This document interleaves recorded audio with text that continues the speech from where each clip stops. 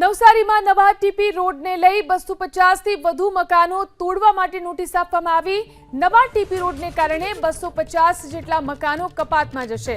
દશેરા ટેકરી અલીફનગરના મકાનો ખાલી કરવા માટે 15 દિવસનો સમય આપવામાં આવ્યો। ઘર ખાલી કરવા નોટિસ મળતા રહીશો મનપા કચેરી પર પહોંચ્યા। વૈકલ્પિક વ્યવસ્થા કરવાની રહીશોએ માંગ કરી છે। તો નવસારીમાં નવા ટીપી રોડને લઈને 250 થી વધુ મકાનો તોડવાની નોટિસ અપાઈ છે। નવા ટીપી રોડને કારણે 250 જેટલા મકાનો કપાતમાં જશે।